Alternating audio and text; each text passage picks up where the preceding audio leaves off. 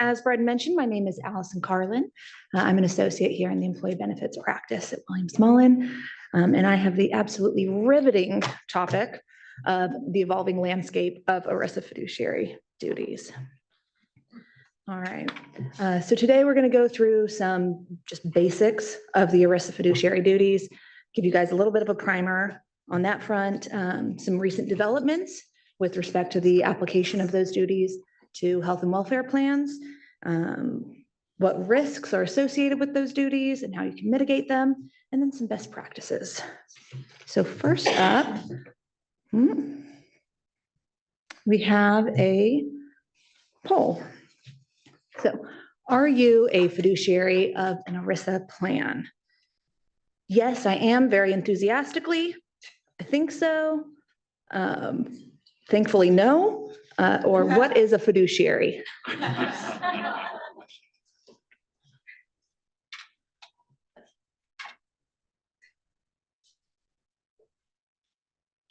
All right.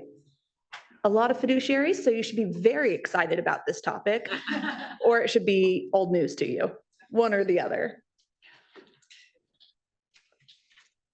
All right. So for those of you who do not know what a fiduciary is, luckily for you, I have a slide on that. All right. So who is an ERISA fiduciary? Every ERISA plan has to have a fiduciary, likely multiple. Different types of fiduciaries include named fiduciaries. That can be plan administrator. It can be a committee. It can be the plan sponsor itself, or a trustee. You have Section 316 plan administrators. So that will be kind of the committee, individual, or the plan sponsor. That should be identified in the plan document. Then you have your 321 investment advisors. These are going to be any individuals who exercise discretionary authority over the administration of the plan. They can be individuals who give investment advice for a fee. And then they will also be anyone who exercises authority or control over the management of the plan or its assets. This is different from the 338 investment manager. The 338 investment manager is going to be someone who the plan specifically delegates authority to manage, dispose of, invest, plan assets on here. This person has to acknowledge that role in writing. So if you haven't done that, you are not an investment manager. It also has to be a registered investment advisor, bank, etc. All right. So now that you know who are the fiduciaries under ERISA, we're going to go into another poll about their duties. So which of the following is not an ERISA fiduciary duty? This is your only pop quiz. All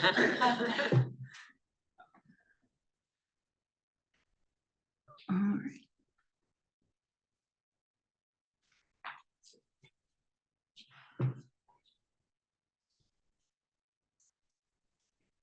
Okay, we're getting close. All right, remember, is not an ERISA fiduciary duty. Then it's a really good thing you guys are all in this presentation, because the answer is actually a duty of transparency. All right, duty of loyalty is. So luckily, again, a slide.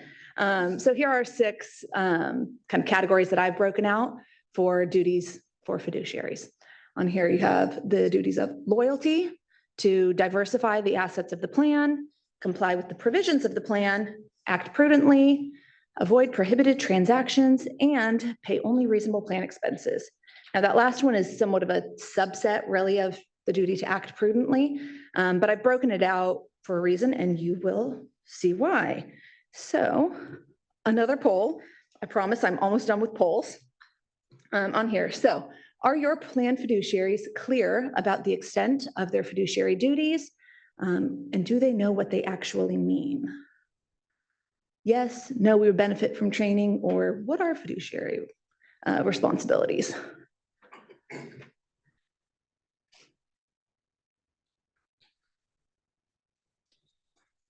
All right. yes, I'm very happy for everyone who does know what they're supposed to be doing. For those of you who aren't really sure, once again, there's a slide. All right, so to break these down, we have first the duty of loyalty, right? Fiduciary decisions have to be based on the interests of the participants and their beneficiaries.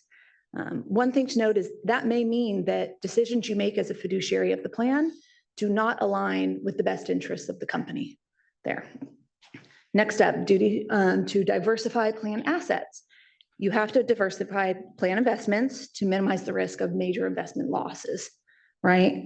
On here, duty to comply with the terms of the plan. Fiduciaries need to be familiar with the terms of the plan that they are a fiduciary of, and they need to make sure that their decisions align with the terms of that plan. I will put in a plug that making sure that all of your decisions align with the terms of the plan helps you avoid failures that can be really costly to fix. So, fiduciary or not, it's a really good idea to follow the terms of your plan. All right, so then we go to the duty of prudence. And as you can see up here, under the duty of prudence, fiduciaries must act with the care, skill, prudence, and diligence under the circumstances then prevailing that a prudent person acting in a like capacity and familiar with such matters would use in the conduct of an enterprise of like character and with like aims. That's a lot of words to say good faith is not good enough on here. You've got to make sure that you are doing your due diligence to abide by the law, make sure that you are following the rest of these duties on here. This is normally applied to investment decisions. Then we move to the duty to avoid prohibited transactions. I think many of you know that certain transactions between the plan and disqualified individuals are prohibited under ERISA. Some examples of prohibited transactions can be the sale of property between the plan and a disqualified individual, lending of money or other assets between the plan and a disqualified individual, or self-enrichment of a plan fiduciary. So using the plan's assets for their own gains on there. All right, plan expenses. Plan assets can only be used for one of two purposes: to pay participant benefits or to pay for reasonable plan administrative expenses on here. And it's that reasonable requirement that really ties us back into the duty to act prudently on here. So you have to identify what fees your plan is paying and then make sure that they are reasonable on here. All right, so we made it through that slide. Take a deep breath, maybe a sip of coffee on there. So how do we know when these duties will apply? When we're thinking about plan administration, there are kind of two main categories that we'll look at: settler functions and fiduciary functions. These fiduciary duties apply when you are tackling fiduciary functions on here. As you can see, some examples of settler functions include establishing the plan, plan design decisions. So that could be, do you want to have a match? Do you want to auto enroll? Do you want to auto escalate? Any of these items, right? I think if otherwise, every plan would have a company match because that would be in the participant's best interest. Fiduciary duties don't apply here. Fiduciary functions include selecting and monitoring investment options, claims and appeals decisions, paying fees from plan assets, and interpreting the terms of the plan. So like I said, when someone is performing settler functions, they will not typically be subject to fiduciary duties. All right, so now we've made it through the basics. We can dig a little deeper. I think many of us can think about these duties and pretty easily see how they would apply to a retirement plan, right? You're holding participant assets, you are making investment decisions on there. And a lot of the litigation that we've seen with respect to breaches of those duties have had to do with retirement plans. But we're now starting to see how those duties also apply to health and welfare plans because they are subject to ERISA and these duties. At the beginning of this year, we saw a proposed class action filed in Lewandowski v. Johnson & Johnson. And while Bryden, I think, is going to touch on this a little bit in a little more detail later on, I wanted to go through a few key items just because this shows pretty clearly how these duties can apply to health and welfare plans. All right. So in the initial complaint, the plaintiffs alleged breaches of fiduciary duty with respect to the management and administration of the company's prescription drug plan on here. Specifically, they alleged that the defendants failed to make a diligent and thorough comparison of alternative service providers in the marketplace, duty of prudence, seek the lowest level of costs for the services to be provided, and to continuously monitor plan expenses to ensure that they remain reasonable under the circumstances, that duty to pay only reasonable plan expenses, and then engage in a prudent and reasoned decision-making process. We're back to prudence on there.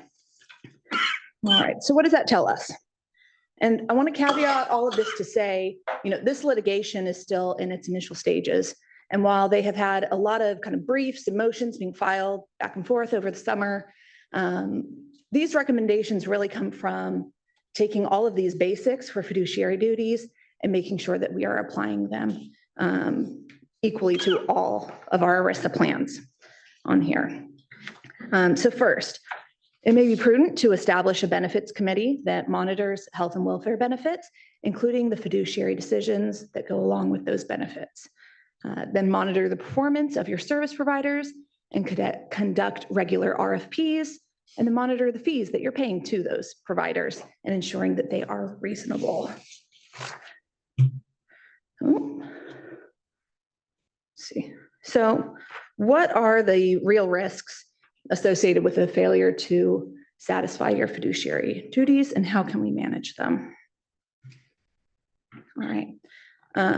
So under ERISA, Section 502, participants, beneficiaries, fiduciaries, or the Secretary of Labor are each able to bring a cause of action against your plan. So really, we're worried about lawsuits from one of these individuals against the plan and the fiduciaries of that plan on there. Additionally, ERISA also allows for or provides for personal liability on the fiduciary for damages caused to plan participants and for the profit realized. So even if there is no actual harm to the participant at all, you could still end up having personal liability because you unjustly were enriched by the use of plan assets.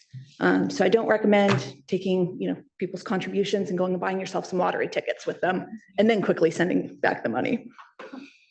All right. And you may be wondering, why would a fiduciary ever bring a cause of action under ERISA? Well, in part, that is because a fiduciary can also be liable for the fiduciary breaches of another fiduciary if they either know about the breach but don't exercise reasonable efforts to remedy it, knowingly participate in or conceal a breach, or enable another fiduciary to commit a breach.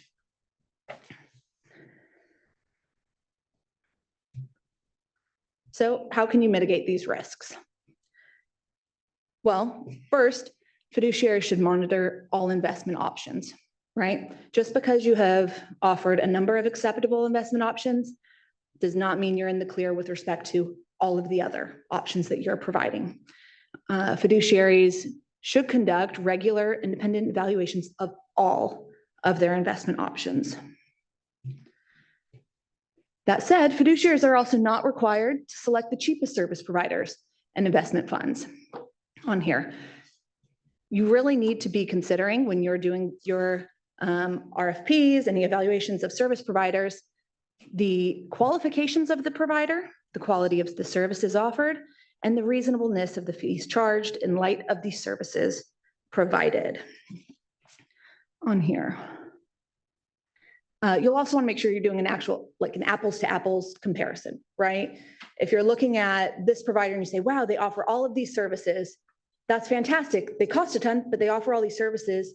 and you're comparing it to another provider that has a more limited offering and costs, less, you need to make sure that you're adjusting your evaluation to look at those proportionately on there. All right, so how can we actually mitigate these risks? All right. We are going to go into our last poll, I promise, on here. Do you have a process in place to identify and avoid ERISA prohibited transactions? Yes, no, should we have one? What are ERISA prohibited transactions? If you go with the last answer, you should probably get some more coffee.